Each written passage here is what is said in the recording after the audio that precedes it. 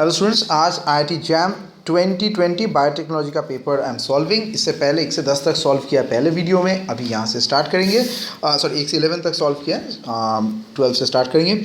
So match the deficiency condition with respect to vitamin. कौन से vitamin के लिए कौन सा डेफिशिएंसी होता है, इसके ऊपर काम करना है। अब विटामिन पहला जो दिया है ये है बेरी के साथ एसोसिएटेड है विटामिन B1, जिसे हम लोग कहते हैं थाइमीन भी कहा जाता है। तो इसके साथ ये डायरेक्टली एसोसिएटेड हो गया। तो इस बेरी डिजीज़ में क्या होता है, नर्वस सिस्टम और सर्कुलेटरी सिस्टम अफेक्टेड हो जाता है। बहुत ही भयंकर सा डिजीज़ है। विटामिन सी का जो नाम है उसका नाम है एस्कॉर्बिक एसिड। विटामिन सी बहुत सारे हम लोग ऐसे नॉर्मल भी विटामिन सी टैबलेट्स खाते हैं, आमतौर पे च्यूएबल होते हैं। एक में आमतौर पे 500 mg टैबलेट खाना चाहिए, ठीक है। So vitamin C ascorbic acid, तो deficiency of vitamin causes scurvy disease. Scurvy SCURVY। Scurvy क्या होता है, जो दांत से जो मसूड़े होते हैं, जो गम्स होते हैं, वहाँ से ब्लीडिंग होते हैं, रैशेज आते हैं, आपको थकान आएगा, वीक इम्यूनिटी हो जाएगा, बहुत ही भयंकर सा। ओके, नेक्स्ट है विटामिन B9, जिसको हम लोग कहते हैं फोलेट्स और फोलिक एसिड। इसकी वजह से प्रेग्नेंट वुमेन जैसे एनफ फॉलिक एसिड नहीं मिलता है, उन्हें बर्थ डिफेक्ट वाले चाइल्ड का बर्थ देने का चांसेस बढ़ जाता है। अब रहा विटामिन A, जिसे हम लोग कहते हैं रेटिनॉल, ये एसोसिएटेड हो गया नाइट ब्लाइंडनेस के साथ। बहुत ही भयंकर सा चीज़ है भाई। So the deficiency of this vitamin result in the loss of eye sight और the night blindness and Nyctalopia is a term used to refer this kind of night blindnesses. So you have heard about this. Hope you never have to see this. Okay, next question. Eutrophication, इसका मतलब क्या है? Is an aging process from what? Low productive ecosystem की वजह से होता है, या फिर हाई प्रोडक्टिव, या फिर लो प्रोडक्टिव सिस्टम से हाई प्रोडक्टिव इकोसिस्टम में जाना है। तो ये ऑप्शंस ऑलमोस्ट एक क्रिस क्रॉस की तरह है। मैं आपको तरह सा बताता हूँ उसे। यूट्रोफिकेशन क्या है? इस अ वाटर बॉडी जो है, मान लीजिए एक वाटर बॉडी है। So from low production ecosystem to high production ecosystem, low to high. तो ये तो ऑप्शन ए बहुत आसानी से हो गया। And its ability or availability of excess nutrients. So eutrophication most commonly arises from the oversupply of nutrients. Nutrients ज़्यादा हो जाने से, जितना ज़रूरी है। So changes in the ecosystem such as increased production of algae या फिर aquatic plant, depletion of मान लीजिए dissolved oxygen, general deterioration of water quality, ये सब रीज़न की वजह से हो सकता है। ओके, आज सिर्फ बायोलॉजिकल पेपर्स का ही सॉल्यूशन कर रहे हैं। सो केमिस्ट्री रिलेटेड पेपर को मैं यहाँ पर ये सिर्फ स्किप कर रहा हूँ। मेरे दूसरे chemistry related video and physics related videos में अलग अलग से मैं ये दे दूँगा। Okay,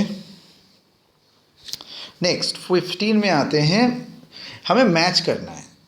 first amylase. ओके, सो सैलिवरी एमाइलेज जो आता है, सलाइवा से जो आता है, सो वो डाइजेशन में काम करता है किसको, कि मोल्टोज इनटू बक्कल कैविटी। ओके, सो पी के साथ हम लोग का आ गया, ये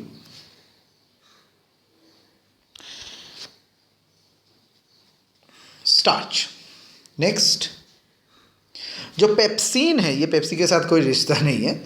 सो पेप्सिन क्या होता है, एक डाइजेस्ट करता है, ये प्रोटीन को डाइजेस्ट कर देता है, ठीक है। तो आप समझ ही सकते हैं, P4 हो गया। P4 यहाँ है और Q के साथ 1 है, यहाँ है, तो यहीं से ही आंसर हो गया, 2 से ही। लाइपेज पूरा नाम है pancreatic lipase, digest the emulsified fat को डाइजेस्ट करने में हम लोग हेल्प करता है स्मॉल इंटेस्टाइन में, ये आपका हेल्प करता है स्मॉल इंटेस्टाइन में, मतलब आर के साथ हो गया 2।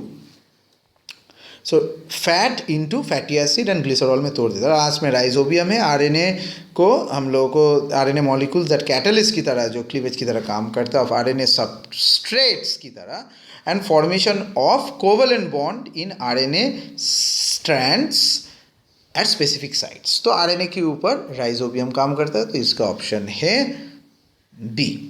नेक्स्ट में चलते हैं 16 ABO blood group testing, which of the following is incorrect. इस पूरे टेस्टिंग में क्या गड़बड़ है? पहला है A group agglutination with anti A antibodies, B group agglutination, AB group, O group, चार अलग से दिया। So AB group shows the agglutination with both anti-A and anti-B, anti-A and anti-B antibodies, ठीक है। So as it contains both antigen A, B and lacks antibodies. So A, B and O groups first time Carl Landsteiner ने किया था 19 back, okay, 1900 में actually हुआ था ये। और AB group was reported in first time in 1902। So इसके हिसाब से देखा जाए, so AB group which is no agglutination with either antigen A और antibody B, so C is the answer. So AB is we know that universal recipient और it has no antibody in their blood plasma, so it can receive blood from anyone. So blood group A में क्या है? Antigen A and B antibody, ठीक है। मैं antigen को capital और antibody को स्मॉल में लिख रहा हूँ। बी में क्या है? Antigen B antibody A. A B में क्या है?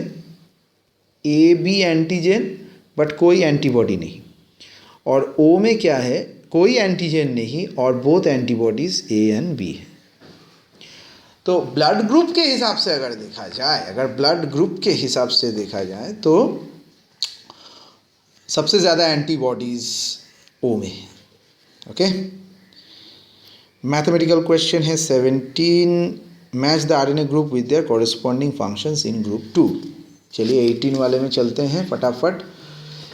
18 में जो है SN RNA, pi RNA, snow RNA, si RNA, ये सब दिया हुआ है। Small nuclear RNA, okay, SN small nuclear RNA full form है, is one of the most small RNA confined into nucleus. और इसके साथ one of the SN RNA involve in the special splicing of other RNA into processing reaction, मतलब splicing में काम आता है। तो हम लोग इसे कह सकते हैं P के साथ 2, P2 कहाँ है? ये P अकेला ही है, यही से ही आंसर हो गया। लेकिन मैं फिर भी पूर्णतः बताता हुआ जाएगा। ये पाई आरएनए का पूरा नाम है PUV interacting RNA, PUV interacting RNA, जो हम लोगों को germ line protection from transposable element से बचाता है। नेक्स्ट है SNO RNA, ये है small nucleolar, nuclear is different from nucleolar, okay. Small nucleolar RNA है or a class of small RNA molecules that particularly guides chemical modifications in the RNAs, ठीक है। तो ये आपका काम करेगा RNA का, rRNA का प्रोसेसिंग में। mRNA we know messenger RNA, okay. Next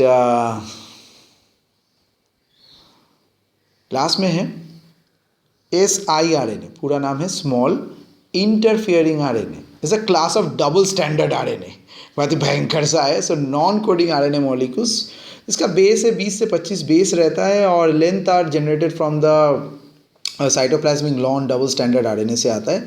और इससे होता है mRNA मैसेंजर RNA डीजेनरेशन करके in a sequence of a specific manner में आता है। तो आप समझ ही सकते हैं, तो ये mRNA का डीजेनरेशन में काम आता है। सो ऑप्शन नंबर डी सही है, ओके।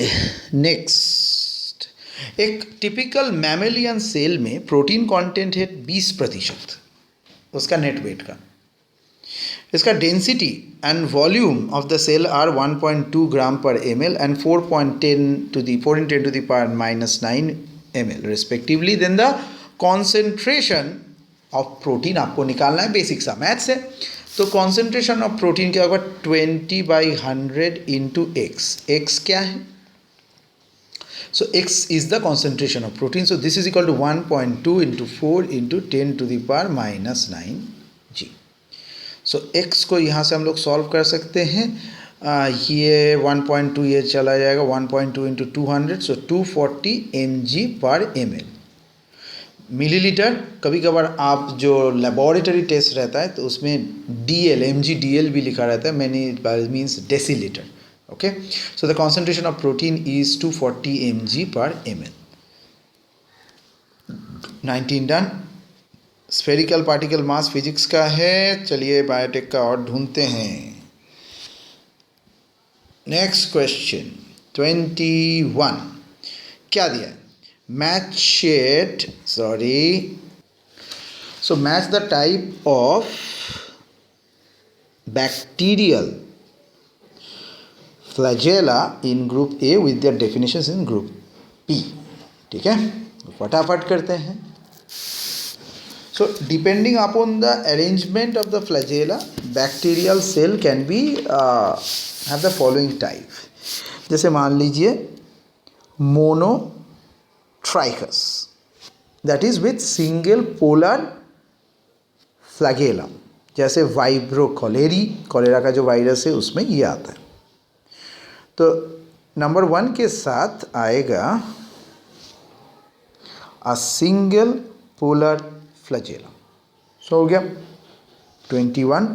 P विथ 4, P4 यहाँ है, P4 यहाँ है, P4 यहाँ है। ठीक, नेक्स्ट है पेरीट्राइकस। पेरीट्राइकस क्या है, it's a flagella distributed over the entire cell, पूरा सेल के ऊपर।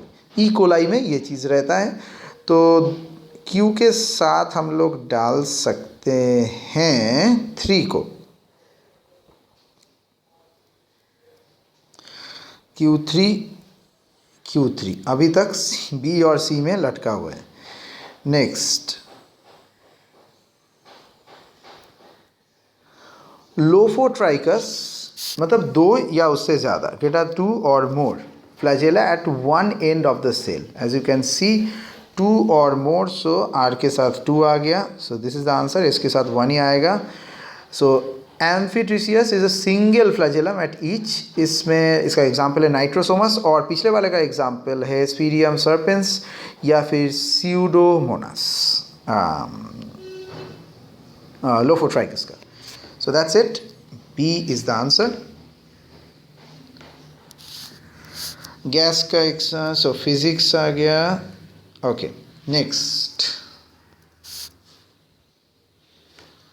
ग्रुप ए के साथ ग्रुप बी, काफ़ी इस बार ग्रुप मैचिंग दिया है। So disease, match the disease in whether the causative organism के साथ। Okay,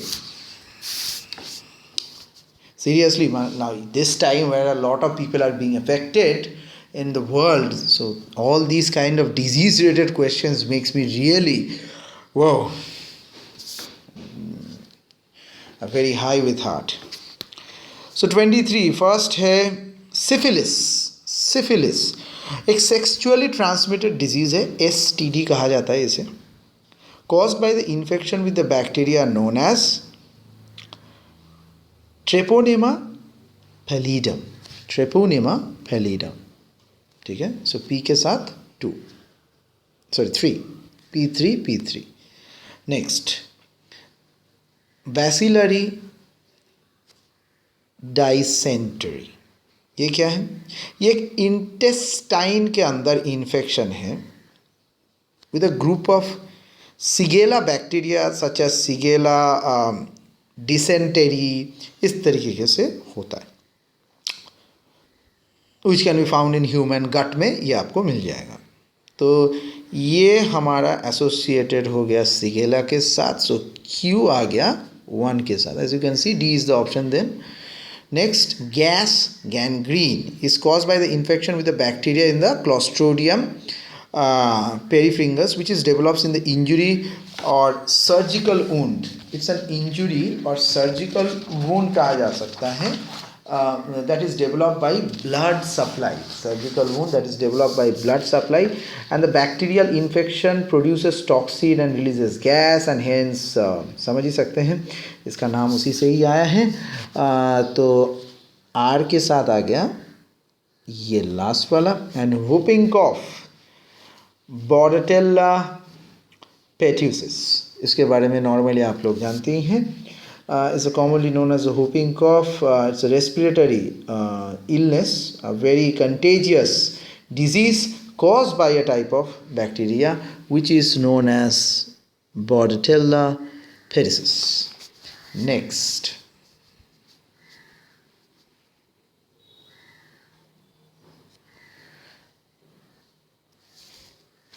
(24) determine the correctness otherwise following है. ठीक है, the assertion or reason. assertion क्या था? The difference in the respective, अगर melting points लेंगे बटर और कोकोनट ऑयल का, और इन लोगों का जो रेस्पेक्टिव मेल्टिंग पॉइंट है उसका डिफरेंस होने का रीज़न है the degrees of saturation of the corresponding fatty acid chain. तो फैटी एसिड चेन कितना कॉन्सेंट्रेटेड है उसके ऊपर सब कुछ निर्भर करता है. Okay, next part. तो ये इसका रीज़न है कि अनसैचुरेटेड फैटी एसिड चेन जो होता है इन फैट या लिपिड, ये सॉलिड डिफाई हो जाता है मोर इजीली बिकॉज ये रिलेटिवली स्ट्रेट है. जैसे पिछले बार मैं दिखा रहा था, ऐसे ऐसे है तो इसको इस तरीके से करके एक चेन करके, मतलब सॉलिडिफिकेशन इज इजी. लेकिन मान लीजिए sorry, just a second, is a battery issue.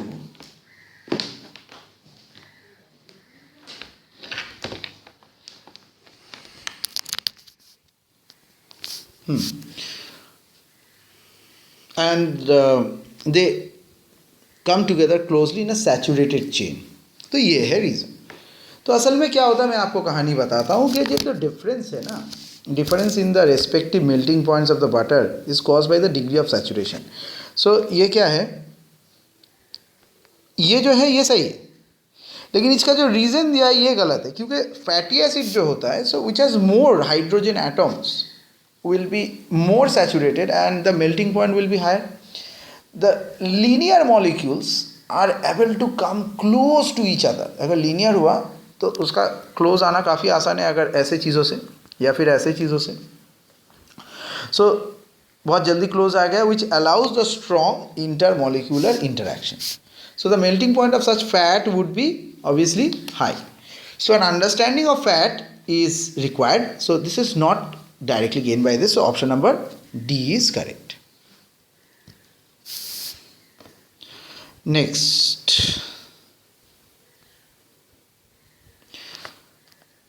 Techniques of protein analysis का दिया गया. Protein type protein analysis. पहला जो है न्यूक्लियर मैग्नेटिक रेजोनेंस स्पेक्ट्रोस्कोपी. इससे क्या होता है, ऑफ प्रोटीन NMR का किया जाता है. प्रोटीन NMR जो ये जो प्रोसेस है न्यूक्लियर मैग्नेटिक रेजोनेंस, ये जो है is a field of structural biology के काम किया जाता है. Spectroscopy is use to obtain the information about the structure and dynamics of the proteins, and it is also nucleic acid या फिर देयर कॉम्प्लेक्सिटी के ऊपर काम किया जाता है. तो पहले वाले के साथ हम लोग कह सकते हैं स्ट्रक्चर, सो P4. बस बात खत्म, आपका आंसर आ गया.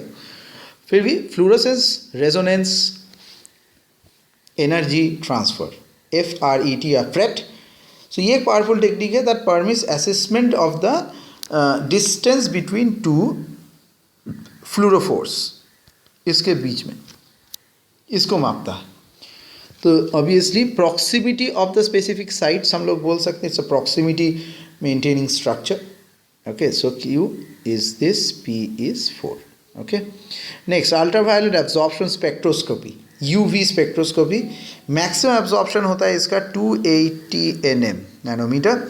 So UV absorption at 280 nm is routinely used in the estimate of the protein concentration in the laboratory due to its simplicity, easy and obviously affordable. इस टेस्ट में उतना खर्चा नहीं होता है. So R के साथ है concentration measurement और dynamic light scattering is nothing but हम लोग का मेजर करता है साइजेस. लेकिन किसका size is a technique that in physics that can be use to determine the size distribution profile of a small particle, जो मान लीजिए सस्पेंशन और polymers in solution. So suspension के ऊपर या फिर एक पॉलीमर का जो स्ट्रक्चर उसमें कितना जल्दी सस्पेंड करेगा. एक कार्बोक्सिलिक एसिड का नॉर्मल फार्मूला दिया गया है और इसके ऊपर काम करने के लिए दिया है. This will be doing in the chemistry segment. Okay, और डायरेक्ट बायोलॉजी रिलेटेड देखते हैं और क्या है हम लोगों के पास.